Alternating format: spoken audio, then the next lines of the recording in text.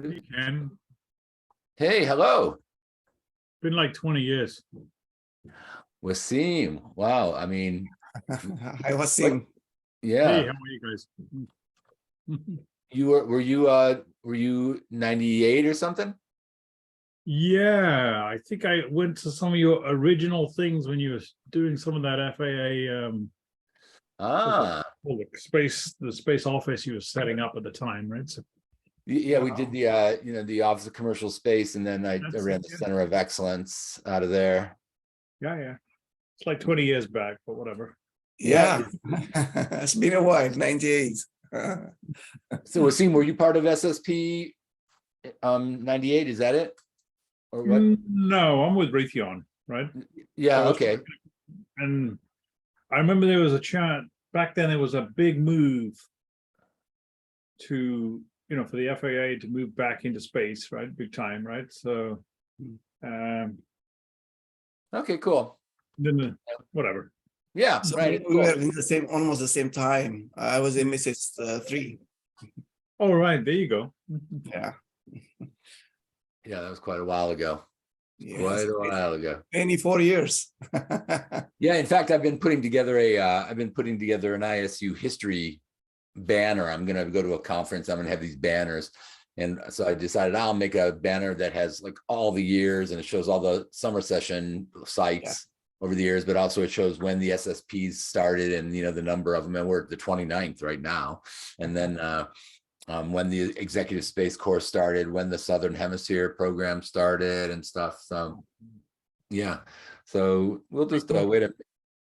I was just going to say we'll wait a minute or two and to see if some other folks come on, but if not, I'll just start talking and all that sort of stuff. All right. Miriam is coming. I got to turn off this stupid waiting room. Yeah, let's turn that. Miriam.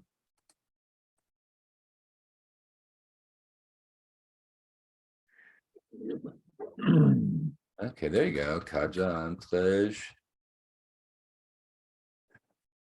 Some people I know, some people I don't know, and that's kind of the point, is just to give people a chance to say hi and give me a chance to meet people. We had about 9 people or so.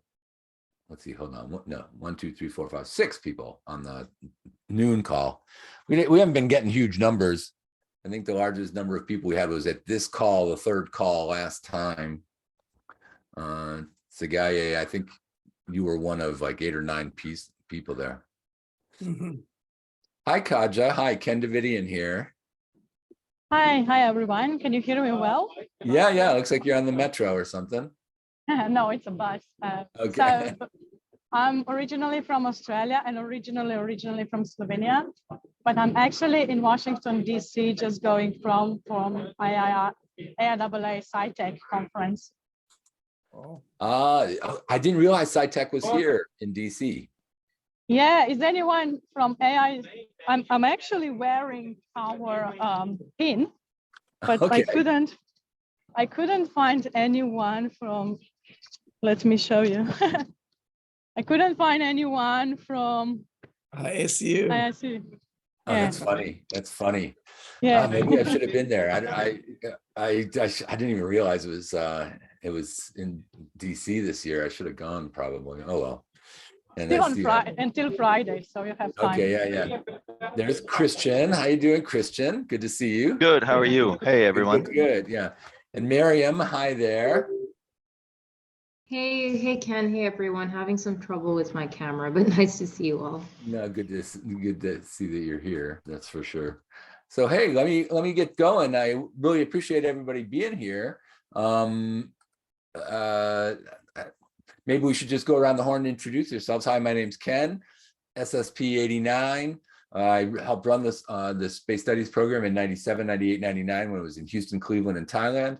And, lectured here and there for the ISU programs. But then, once I left FAA and retired in September, I became the vice president for North American operations. So that's why I'm doing this. So why don't we go around the room, and Sagaye, why don't you go next? Okay, my name is Sagai Tadessa. I'm MSS 3, 98. Now I'm a research professor of applied climate and remote sensing at the University of Nebraska-Lincoln. University of Nebraska, Lincoln. Perfect. Okay, Katja, you're next. You're next on my tiles. Yeah, hi again. Yeah, so I'm SHSSP 21. I'm a senior lecturer at Deakin University in Melbourne, Australia.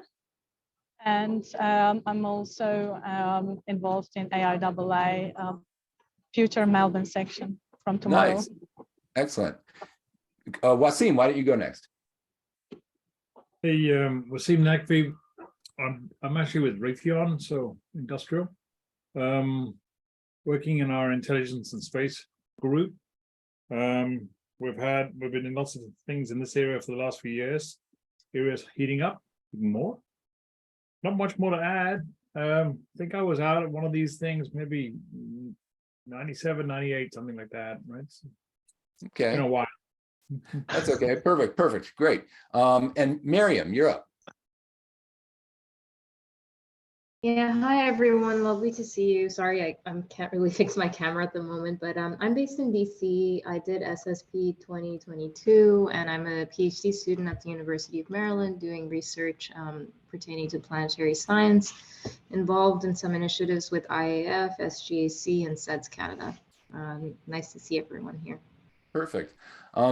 Okay, so we've got a nice little group, and some folks might come on in a little bit. I know it's a guy. Oh, Christian, did we do you? I'm sorry, Christian. Yeah, no worries. My name is Christian. I'm based in Adelaide, Australia, and I'm a SHSSP 2020 alum, and I'm also head of the alumni organization, the ISU alumni organization that we founded here in Australia. And I'm also involved in the ISU Adelaide conference, which we're all inviting you to attend. There's a link in the chat, and we're in full steam right now to create the conference next week. We have a couple of amazing speakers. For example, the founder of iSpace, but also someone from Blue Origin, and a bunch of other really cool people. So yeah. Perfect. Thanks a lot. And I apologize for skipping over there for a second. Yeah, and I apologize for plugging this right away, but I No. That's totally cool. That's totally cool. And if you can't do it here, where can you do it, right? Yeah. That's perfect. I appreciate it. Listen, I know it's a guy who has to leave pretty soon, so let me hit some highlights real quick. So last time we talked was 2 months ago. Maybe 2 months is the right sequence for this. I'm still debating it. Originally the idea was to do it once a month, but the whole point of this activity is just to pass along some information that I might have garnered over the last, from the last time we talked about ISU, things going on, and then to answer any questions, see what you guys are doing and answer any questions, and move on from there. So just very quickly, I was going to say that there supposedly is a new newsletter coming out pretty soon from ISU. And I don't know if you all get the newsletter or not, but I've gotten reports from some folks that they don't. So check your spam folders to see, No, I haven't seen Yeah, it. I don't get it either. Yeah, so I mean, I'm going to bring that up with the marketing folks, Geraldine Moser, tomorrow. Just check with her, but do check your spam folders just in case. But anyways, in the upcoming newsletter, I was going to talk about this Zoom call, but it didn't come out in time. But also, we were going to talk about kind of an initiative. I added a little column in the newsletter called Ask the Alumni, because, nonprofit organizations, one of the major problems with them is that they never ask for help. And so I figured, I might as well put an Ask the Alumni section in here where we ask the alumni to do things. And one of the things on that list was, I think we want to start like a video campaign where alumni will take their phones and video themselves saying, hi, my name's Ken. I work at ISU. I attended SSP 89, and ISU's been a benefit to me, blah, blah, blah, in some ways.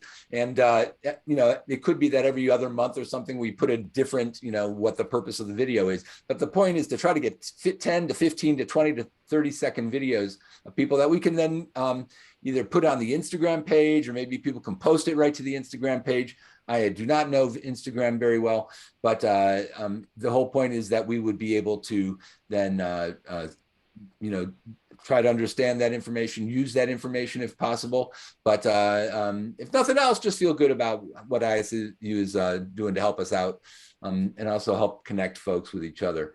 So that's coming up. I wanted to mention also yesterday, I went up to Cornell looking at a possible space studies site in North America, because we're very intent on doing that, and shot up to New York City, Roosevelt Island, which is a thin strip of land just off the east side of Manhattan. And Cornell Tech has set a bunch of buildings there, and they're still growing there. And we were checking it out to see if it would be possible to do a summer program there, a SHSSP, and or not an SH, but an SSP.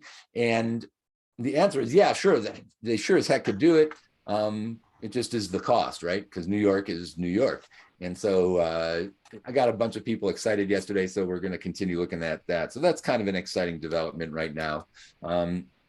Let's see what else. We're moving along. The SHSSP has just started down in Adelaide, and I'm sure Christian, has got his pulse on that. And so things are it's kind of exciting things going on. Because Tsegaye has to take off soon, let me ask you, Tsegaye, if you have any news or anything you want to share before you might have to drop off at some point. What kind of news? Any development after the last? I don't know. Anything that you might think would be of interest to alumni or anything like that?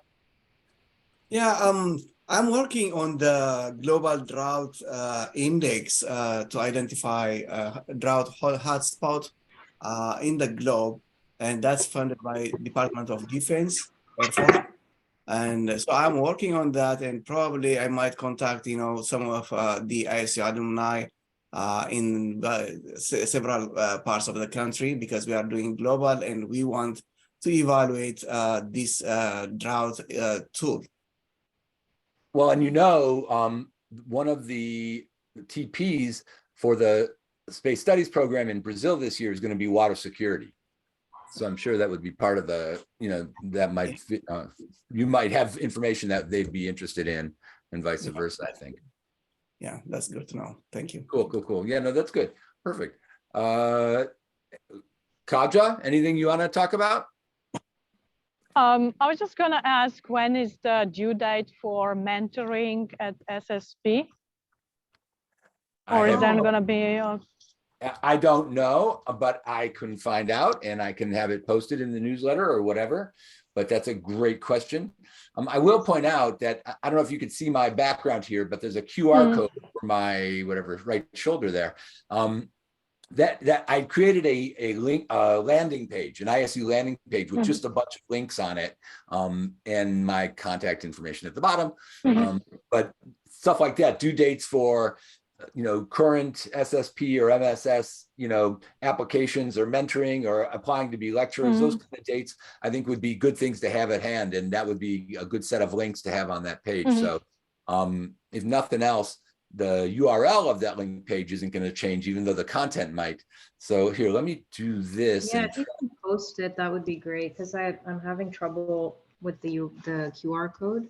Yeah, it's funny. It works on my thing, but it's clear that it's not going to necessarily work on everybody's. Where the heck I'll have to figure out where I put that URL. I've got that URL somewhere, so let me figure out where that is, and then I'll post it here. I'm on a smartphone, and you are in a square, and I don't have another device. No problem. Well, if nothing else, I think I know I've got your emails, because I'm sure you registered. So what I'll do is I'll blast the QR code and the URL out in the out in an email. So I think that'll be easy to do. Perfect. So I appreciate your buying in, Kaja. Then nothing else. I just maybe want to mention that Christian might be aware he's in Adelaide, but we're kind of a bunch of nice people in Melbourne that we are regularly meet. We also now establishing the Melbourne section of AIAA, but we are planning in our business plan is also to be connected with ISU. So what would be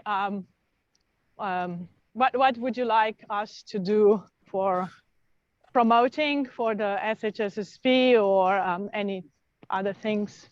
Yes, the answer is yes. So in terms of specifically what we could feed you information, and this is where I would put you in touch with Geraldine, and she would feed you all the information you need to know. So just being aware that there are those kind of groups forming is a great piece of start, a good place to start, and then we can build on it from there. I know that Geraldine and Nassim and all the folks in Strasbourg have got, a lot of work and stuff, but I think, I've kind of come into the picture in the last 3, 4, 5 months, and I'm kind of stirring up the dirt a little bit, kicking up some dust, and I think they're enjoying it a little bit because it's a little bit energizing. So finding out new activities or new groups like the group in Melbourne, I think that would be really good. And I think reaching out to the alumni groups is going to be something that we could try to do a little bit better, if nothing else, through the newsletter. Yeah, is there any official agreement between AIAA and ISU? For example, I know that AIAA has an agreement with British Astronautical Society? Is there anything? I do not know. I do not know. I'll have to check. I wouldn't be surprised if there is, but on the other hand, I wouldn't be surprised if there isn't. So I'm associated with the AIAA as well in the Ascend conference. I'm in charge of they call them the sessions, the discussion sessions, not the technical paper. So I'm in the collaborative sessions, they call it. So next time I'm on a call with them, I should ask them to find out, because there's a lot of good synergies with them. So, yeah, exactly. And if we can do something together, that would be great. Okay, perfect. Yeah, so I didn't realize that you were you're pretty hardcore AIAA, it sounds, so that's good. Yeah, it just happens like that. that happens. It comes and goes. No, that's perfect. That's exactly. perfect. Yeah. Let me ask. I think we have a pretty strong AIAA group here in Adelaide as well, but I'm not involved with them.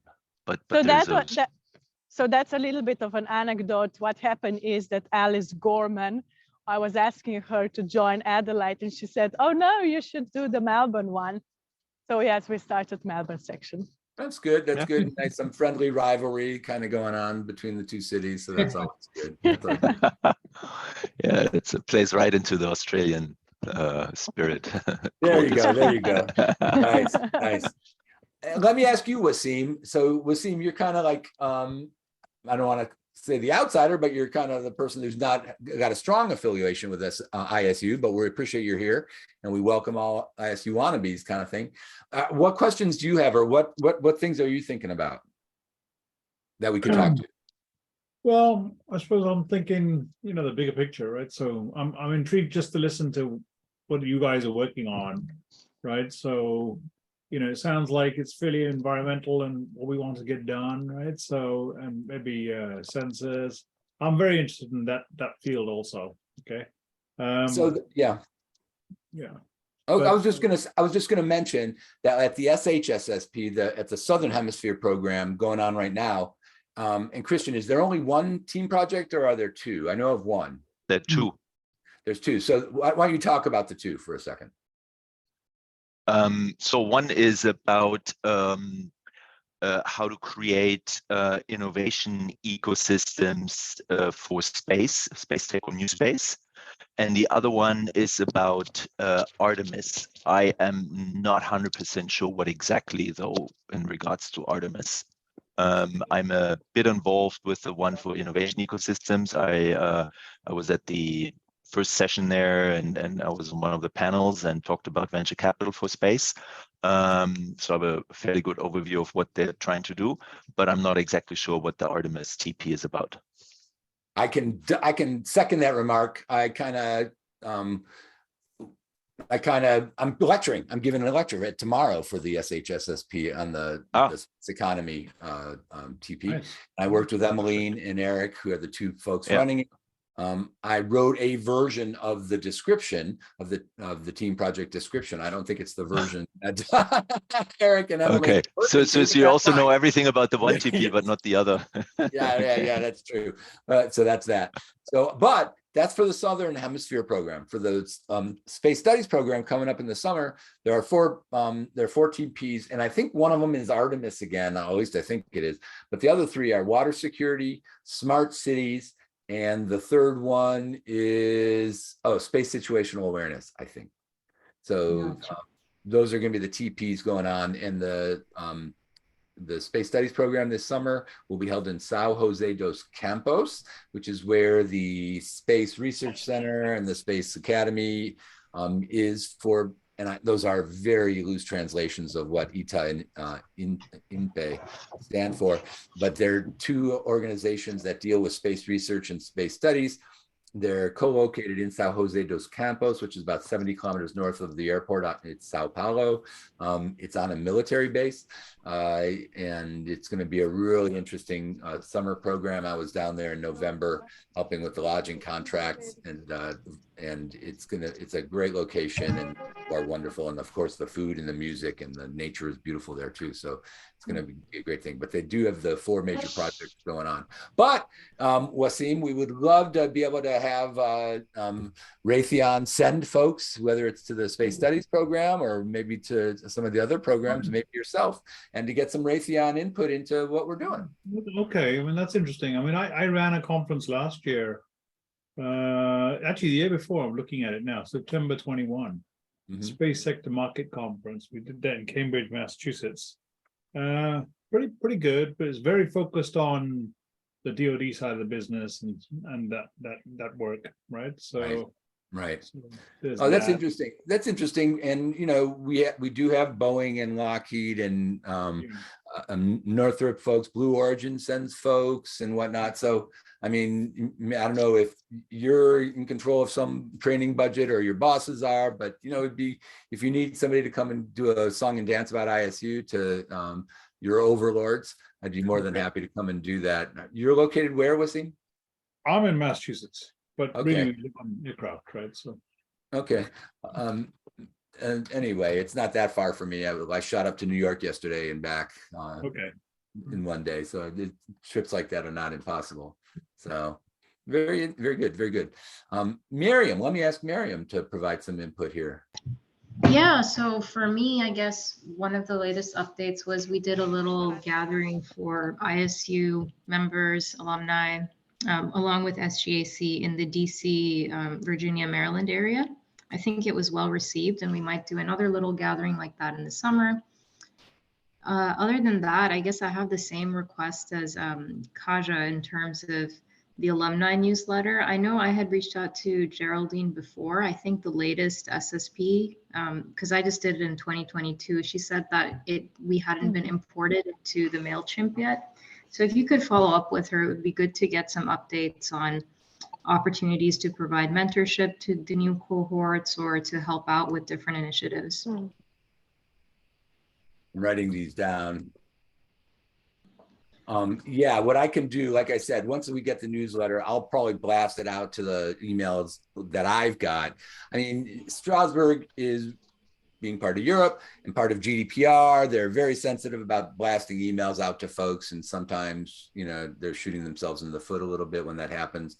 I, in the North American office, don't have those, you know, constraints. So, you know, as long as I'm not totally spamming people and I'm sending stuff to ISU alumni, I don't feel badly about shooting stuff, information out that might be a bit unsolicited. So, so I will definitely send out the newsletter to folks. So you might get it more than once, but it's better to overdo it that way, I suppose, than not receiving. Yeah, I think it would be great, at least, you know, so we stay informed. We know like when things are happening, how we can help out. And you know what I could do now that I think about it, on this link page, I could probably put a link to the latest newsletter, and that URL can change. So there's always a link there that people can get to the newsletter. So that's yeah, that would be great. Yeah, just another way to work it. So I think that's something I could do. We're always looking for ways to maintain the connection with ISU folks and to stimulate, you know, gatherings and whatnot. At this afternoon's meeting, we had Justin Park on, who is the head of the U.S. alumni group. So he gave us a little brief on what they're doing. And, you know, they've got a lot of cafes coming up, and they've done a couple events in the last couple of months. So that's really kind of exciting. Yeah. No, the gathering we had was with Justin. So Justin and I came together to do that little holiday gathering. But yeah, I also go to the space cafes. It's really a wonderful job that he's been doing with those. Yeah. And in fact, we're hoping to have a special one in May. So I've got to talk to him about that. But nice. Yeah. What's it going to be about? But it's gonna, okay, see, it's a guy, thanks for being here. Yeah, so every year, my wife and I have a party that just basically we have a party and it's mostly space people that come, NASA folks, FAA folks, but then the other folks and a bunch of ISU folks have been coming. But this year, I think because it's the first one after the pandemic, I think we're going to try to do a little bit bigger something and do it in conjunction with the USA Alumni group. And then anybody that wants to come will be able to come. So there'll be more information coming out about that in the next month or two. Oh, that's exciting. Yeah, it'll be a lot of fun. I'm really looking forward to it. So I'm trying to think what other kind of information out of Strasbourg I can tell you guys. There was a board meeting in the last October, and there's another one coming up in a couple weeks, February. So I'll be heading out to Strasbourg for that. I'm not exactly sure, what all the big deals are, but I think the biggest deal that's coming down the pike is the accreditation of the master's program. And there's been a lot of work that Pascal has been doing to gain accreditation.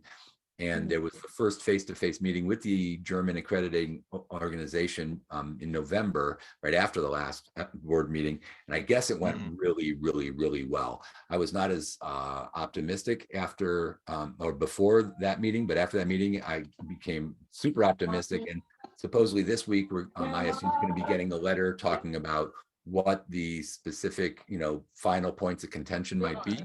And everybody is sort of waiting to find out what those things are. And if it turns out that they're not that big of a deal, then in the very near future, the master's program will gain the accreditation, and we're keeping our fingers crossed from that. Pascal's done a lot of hard work on kind of restructuring a little bit, rewording things and regrouping things. MSS used to have the same 7 departments as that the other programs have been built around, but that was too much for the accreditors. So she had to group them into 3 different themes. So there's sort of a translation that goes between the departments and the 3 themes. And so there might be some structural changes that are associated with that we're going to see in the master's program, but we're also going to see those changes trickle into the other programs little by little, I think, just to maintain consistency. So it's just it's the same great content, just packaged a little bit differently. So it's called Changing with the Times. So I'm pretty excited about that, because if they do get accreditation, that's going to be a major milestone for ISU. And for the programs that we want to conduct here in North America, especially, I've got a 5-day crash course, which is sort of like the executive space course, but doesn't have the word executive in it. For those programs, what we're going to try to do is get accreditation from a professional development kind of continuing education accreditation organization. Some professions require that their practitioners get so many continuing education credits in their field every year. And if ISU can get accredited in that system, then that would help us get put onto acceptable programs lists in the Department of Education. And so this would make it easier for governmental organizations to be able to take advantage of ISU programs. And right now we're not on those lists. And so even though US government organizations do send folks to ISU programs, they have to jump through extra hoops to be able to do it. And so we want to try to minimize that. So that's good. Yeah. So we're trying to do that, is to get as many accreditation. That's part of my putting you back in ISU initiative, which is, trying to focus on the academic side of things and, rigorous research and stuff. So, we're hopefully going to be moving in that direction. Our goal here in my goal in North America is to set up a North American office and then conduct some programs that'll help generate some operating revenue, and then ultimately allow us to start doing some research here too. But a lot of that is predicated on being able to get some programs, delivered to some clients and stuff. So we'll see what's going on there. I'm working with some organizations to try to get customers so that they can help us do that. So there's a lot going on, I would say, and people are working hard. There was just an audit done at Central Campus, and yeah, we still need to pay off the loans that Strasbourg took out during the pandemic.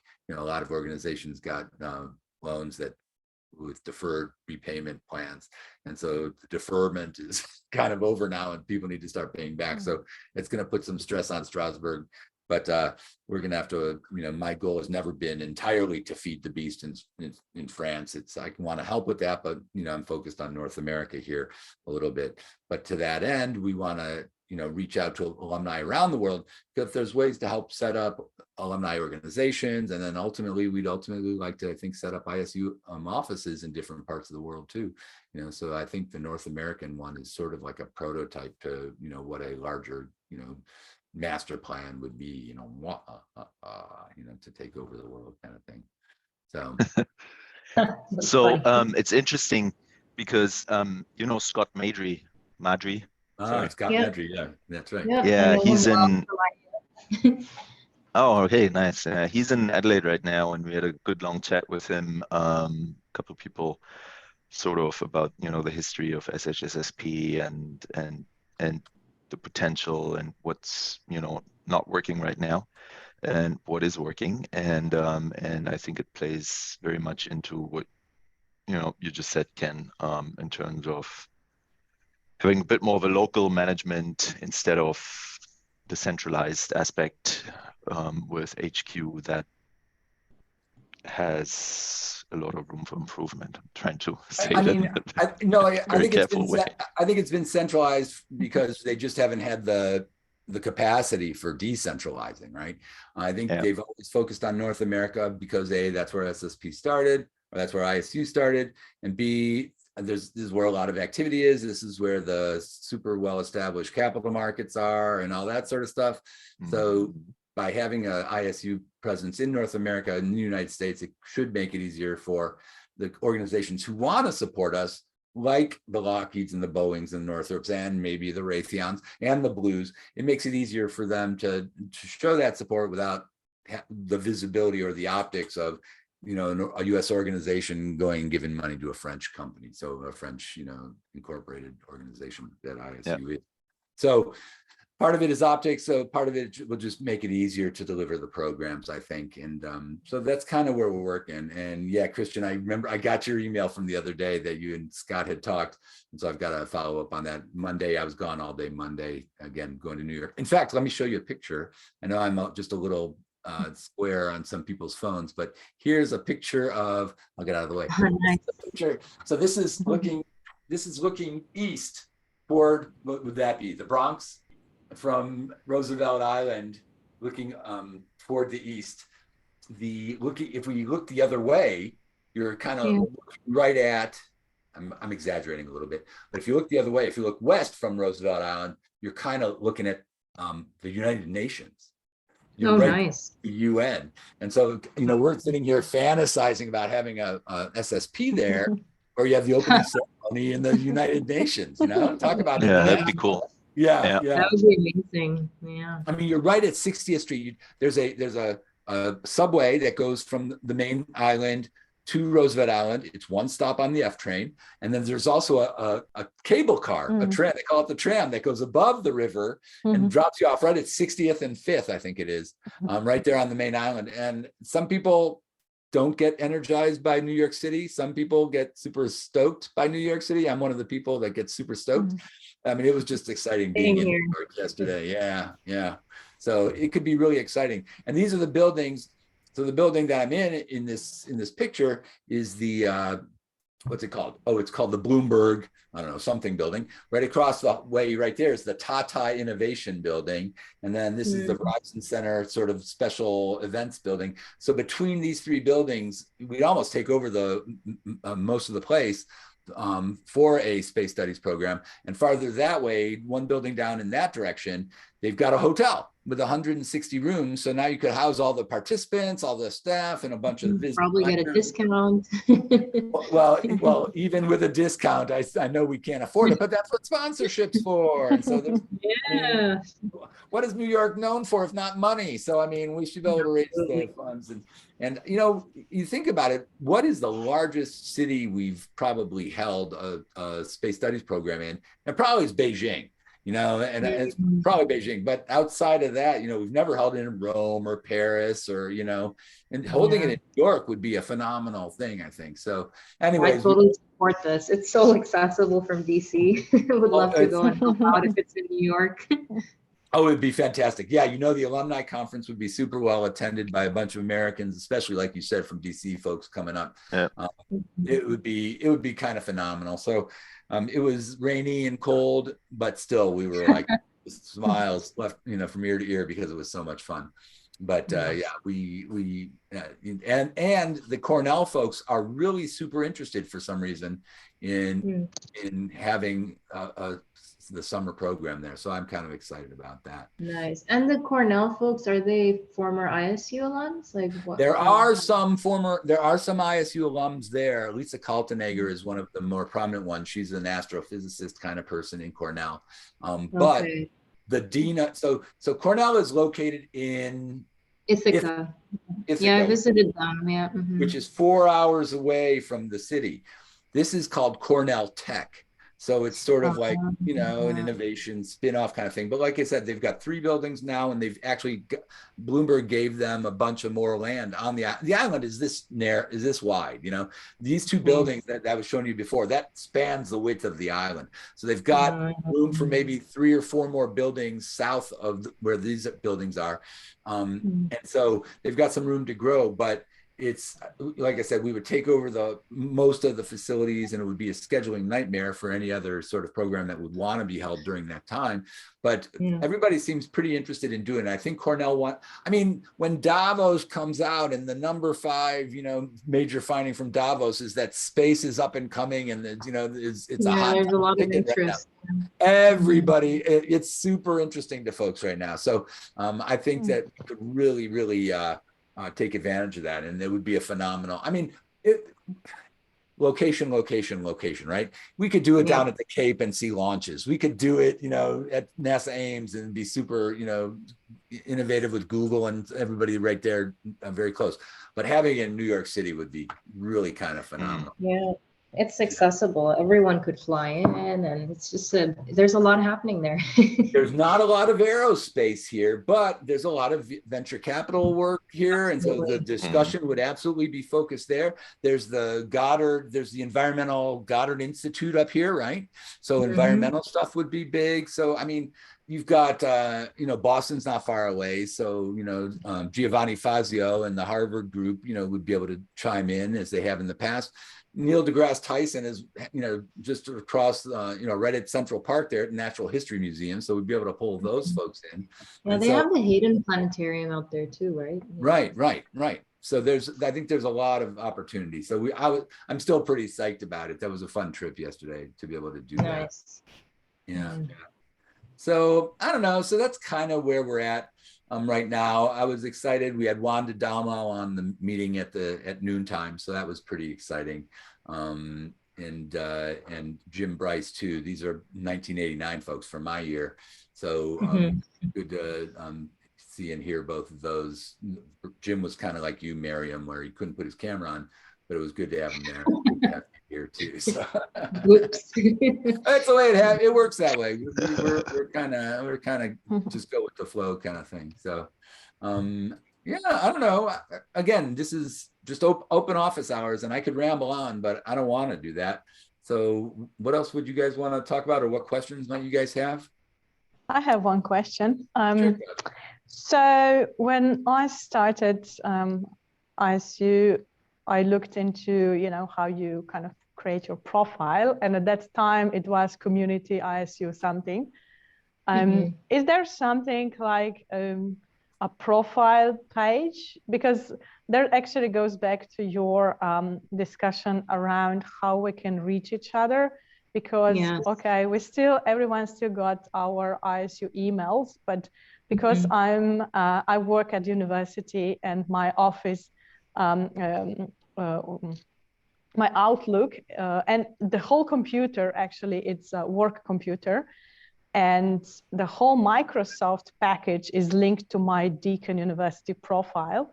So I have, and even Zoom is linked to that. So I've got a lot of issues switching with those things. And I'm not sure how you got my email. I hope it's via Deakin, because this email I can see in my PC. Outlook on smartphone, it's much better. I can see both ISU and Deakin emails same time. So is there a way how we can, I don't know, to have a system where you can kind of change your email preferences as you change jobs, things like that? I think right now, I think the answer is probably not easily. There might be a way. There, like you said, there was that profile page within the ISU domain, and I talked to Joelle about that, and it's like no. The fact that you went in there, it probably puts you in 1 in 1,000, right? There's probably a handful of people that actually did that. Nobody was really playing that game, and I don't blame them. It's yet another set of steps to go through. It could be that the best thing going for us is either joining one of the ISU pages, on Facebook or Instagram or something like that. But what about the poor slobs like me that don't do those things, right? I mean, I made a conscious choice 7 years ago to get out of that game. The LinkedIn is the only thing that I do that's got LinkedIn and YouTube that do a social media presence. And you can't fault somebody for not getting into those things just because of it's a time sink, right? So, so, and you, Miriam, if you're doing a PhD program, you don't have time for that stuff. That's what caused me to get out of it. In 2015, I cut all that stuff off because I just knew I had to focus on, the PhD. Yeah. So yeah, I don't know if there's a good answer, Kaja. I think that your best bet is saying, hey, Ken, here's my new email, and then getting it to Geraldine or something, which is archaic and it's real prone to error. And, I'm known to mess up from time to time. But yeah, right now ISU has not been able to keep up in terms of, state-of-the-art kind of social systems. Wasim, thank you for joining. Oh, he left. So thank you, Wasim, for coming here, spending some time. Yeah. So no, thanks for that. I just want to point out that that's some things. It's hard to do, yeah. Good, No, and I'm taking notes here, and I'm meeting, like I said, with Geraldine tomorrow. I think kind of adding on to that, what I had asked them previously was ways to stay connected with the alumni community along similar lines, but more like if there was a directory of all the ISU alumni, like how do we reach out to each other? How do we stay connected? And I was told that it's similar, like the issues are around GDPR, and they don't really maintain that kind of stuff, and it's a privacy issue. So that was the response I got, but I think there needs to be some way. I understand those nuances. We retain that information. We've got that information. Yeah, but we don't share it with the. But we don't share it. It's against the law. And so, it's funny because, so I worked with ISU's staff in Strasbourg before this building was built in 1997, 98, and 99. And I was working on the contacts directory, and I was working on a directory to work with the SSP to automatically track all the travel and generate the contact tracks for staff and all that, and maintain student information and all that sort of stuff. Fast forward 20 years, right? It's not all that different. Things haven't changed all that much. The databases have been globbed on. A bunch of stuff has been globbed onto the database, but the core is still there. So I go into the contacts directory, and I recognize it. I know how to manipulate this thing. It's just a FileMaker database. In fact, I think it's even gotten worse in a way in terms of methodology, because they unified everything on Google, and then they added the whole Microsoft thing on top, where we now have they're going to get away from community.isu-NA.edu, which is Google, and live.isu-NA.edu, which is Microsoft. It's two different buckets. I thought in the beginning it was the same, but then someone told me, oh no, you have a live email account, and I had never logged into it, and there were actually emails in there. It's very confusing. It's very confusing, and in fact, I've been talking to Joelle. There's been this big debate: do we stick with Google or do we go with Microsoft? Google is not available in China. But it gives you all the Google Docs, all this and the other thing. Teams is available in China, but everybody hates Teams. And now you've got the cost and the complexity of maintaining two systems. So I think they're going to be going away from Teams. I think they're going to make the decision of, jump feet first, into the deep end with Google. And some people hate Google, but so too bad, so sad. that's what we're going to use. It's just too complicated, like Christian said, to maintain and to try to, I mean, and Google, at least, it's easier to flip between accounts. I've got 5 different Google addresses. I keep 5 different tabs. I got it, no problem. Microsoft, that's a nightmare. I cannot figure out how to do it and manage it properly. Yeah. And so I guess that makes sense. So I guess going back to my question within the question is, the best way to stay connected with the central organization then is the mailing list. Is that right? And the newsletter? maybe, I hate to say yes. Maybe. I hate to say I know yes. that- I wouldn't know what to say. I wouldn't know what to say. You wouldn't know what to say. That's what I'm kind of confused about. And then I know they post sometimes on like other messaging channels like WhatsApp. I've seen Geraldine posting there. So there's the WhatsApp, there's the Signal. There's like so many of these social texting groups, but like no There's clear even a Telegram, because there's people who prefer Telegram. So it's quite what's the word? Fragmented. Yeah, it's quite fragmented, exactly. And then I understand about like not sharing that data. I think it's good that we have this DC ISU event thing going on and we kind of know what the local community is, but I don't know if many people in other cities have. It seems like they have that in, I guess, Australia and some cities, but just knowing your local community, right? Like, and having that sort of connection could help a lot, because I feel like a lot of us, once we finish the program, unless you're actively involved in activities with Central, like how do you stay engaged with the community is a question that a lot of people seem to have. Yeah. And there are in the United States, there are high concentrations of alumni in Houston, in LA, in Washington, maybe in New York. But it seems like having a US alumni group kind of is very DC focused. You know, one of the hardest things to do is to organize volunteers in profits and stuff. And that's what we're talking about here. It's really, really hard to do this. So, you know, one of the, in fact, I've been having phone calls with folks asking, how does, they call me and say, Ken, ISU has such a great alumni network. How do you guys do it? We want to benchmark, you know, what we're doing against what you guys are doing. I'm going, okay, but honestly, I think SGAC has got the tightest one because SGAC always goes to the same conferences. So people know where to go to get their dose of SGAC twice a year. That's very consistent and it's pretty strong. And now granted, SGAC is an outgrowth of ISU. And we do a lot of things together, especially at the IAC, because it's so expensive to do some stuff there. So we joined forces.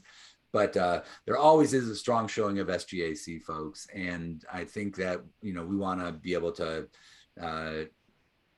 grow our capabilities that way. And again, that's part of my job. Part of my job description was establish a North American office, help find an SSP for the US geographic area in North America, I guess.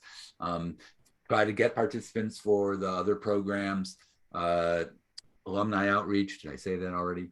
And create new programs. So this alumni outreach, and that's why I'm doing these alumni days, these Zoom calls, is just sort of get ideas and then feed that into the Strasbourg folks.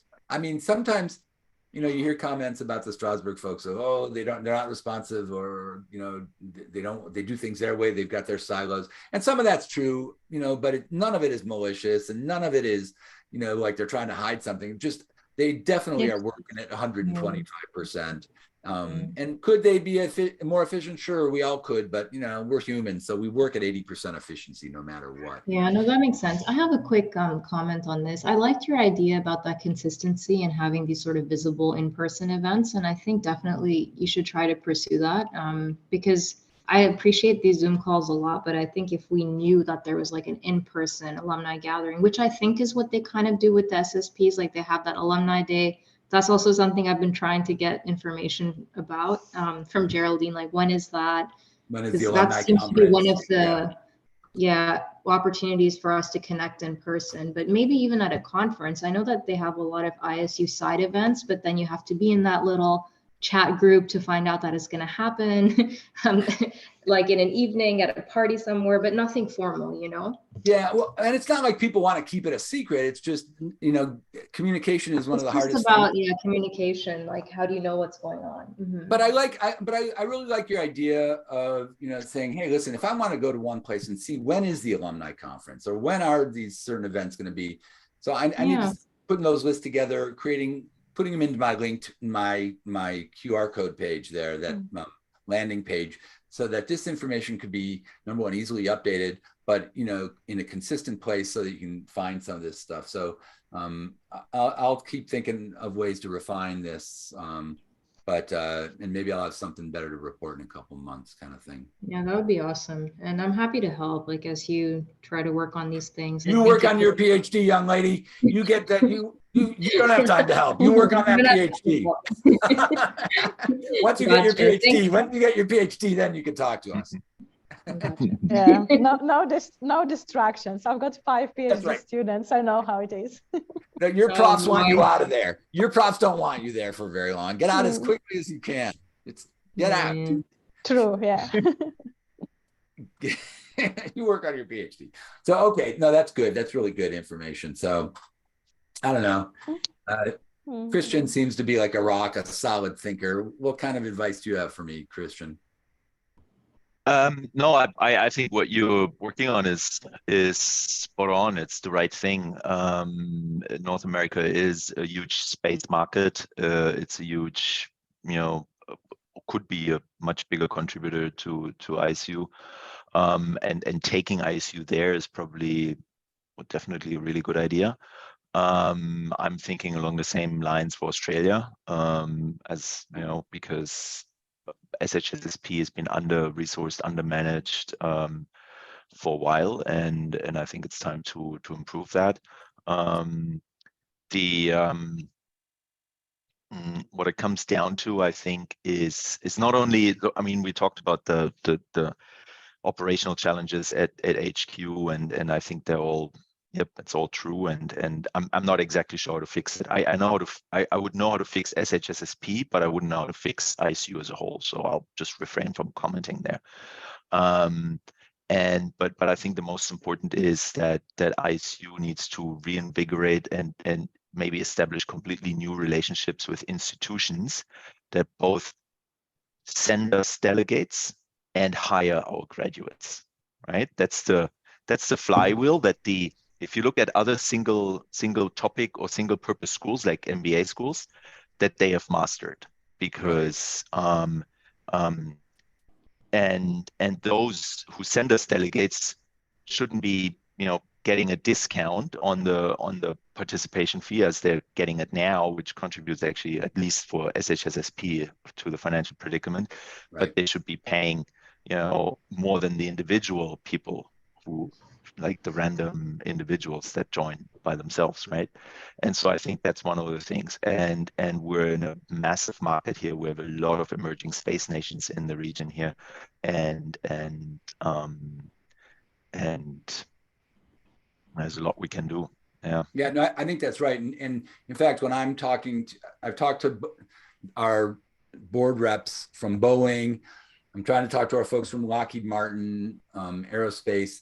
And my question is, you know, you guys are on the board. Supposedly you guys support ISU. What does that mean to you guys? I mean, yeah, you get to come to Strasbourg for a meeting twice a year. Yeah.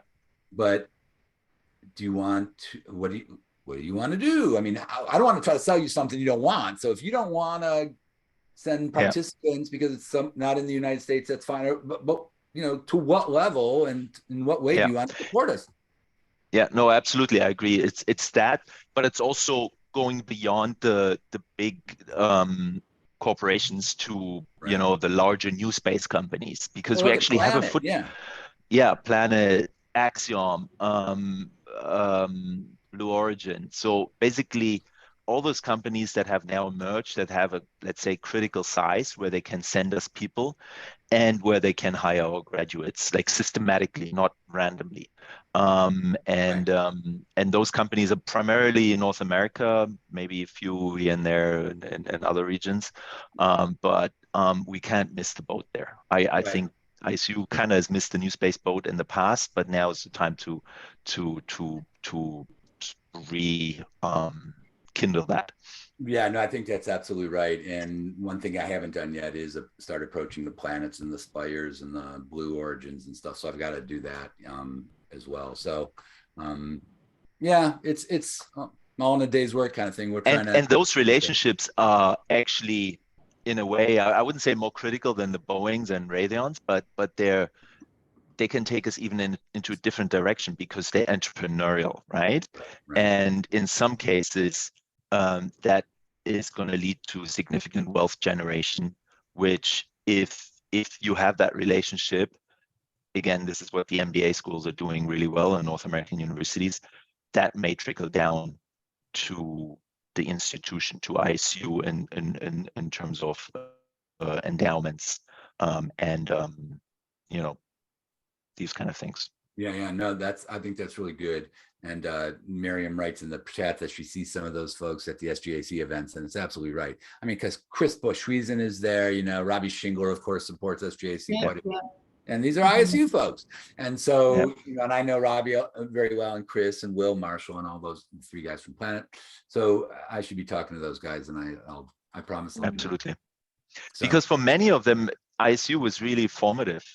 Yeah, no, it changed our lives. It changed our lives. It did for many of them. For some, it's just another degree. But for many of them, it is absolutely formative, and we need to maintain those relationships systematically. We need to have I even I did an MBA a while ago, and I'm still in touch with one of their senior high net worth, alumni sort of caretakers. Sorry, it's the wrong word. You know what I mean? Like he's the main relationship guy. And his job is to maintain those relationships and make sure that eventually the institution is endowed. And his biggest deal was 50 million euros. From Andrew Hoffman LaRoche, is one of the big pharmaceutical companies. And Hoffman LaRoche went to INSEAD, I don't know, 40 years ago or something, right? And so yes, it takes a long time. It's a funnel. It's a lot of work, but you need those people in place. And I've actually offered, I remember this was about 2 years ago, I offered that he talks to the new incoming president ISU, and for some reason that never happened. But I think we could learn a lot from these people.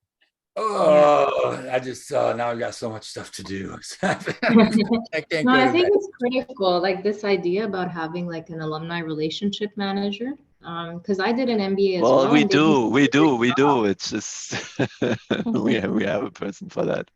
Oh, I didn't even know they existed. So I think. Nassim is both admissions and alumni relationships. Okay. I know him only for the admissions part of things, but truly, like having done an MBA as well, I think that sort of cycle of maintaining that relationship with alumni for endowments, not just to bring them in as expert speakers and mentors, but even for the financial aspects, is quite important.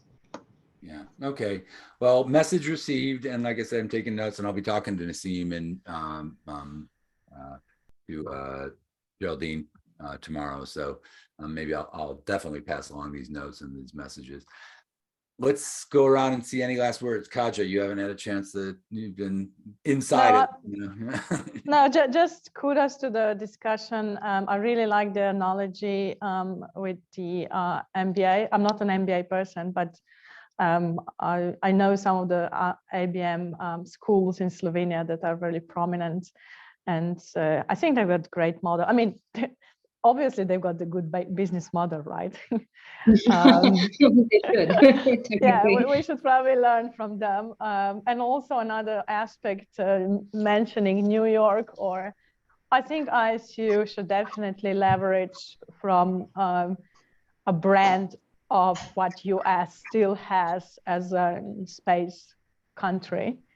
That's true that some of this brand still goes back to the Apollo missions and space shuttle missions, but I think with Artemis, this is coming back, and I think having more American companies and alumni and candidate students involved, that would bring, not erase the brand, but will, start to Reinvigorate circulate it. more. Yeah, definitely reinvigorate it. Yeah, because that's also something for, I don't know, Southeast Asia or Australia. Oh, if you've got schoolmates from the US, then definitely means something. So it's a huge brand that ISU should leverage. Yeah. Last words, Miriam? I think everything here was wonderful. I enjoyed the discussion, and I think what sort of boils down to for me is the value of the network. I think a lot of discussions are on how to leverage the network, how to connect the network, how to increase visibility amongst this network, and I think we're on the right track to implement some of those things. Cool. Final last word, Christian. No last words. Okay, that's perfect. I've said Thank you very much, everybody, for joining tonight. I really appreciate it. I'll make sure that I blast out the newsletter, at least to the list of registrants on these Zoom calls. So hopefully you'll get it for sure. And then we'll be able to make sure, figure out a way to make it consistently appear in your inbox. So thank you very much, everybody. I'll send out a note with some of the responses, the QR codes and all that sort of stuff here in the next couple of days. Okay, wonderful. Thank you so much, Ken. And Awesome. it was lovely to see everyone. Good to see Bye. you. Cheers. Bye. Bye. Bye. Cheers. Good to Bye. see you. Nice meeting you, Mariam.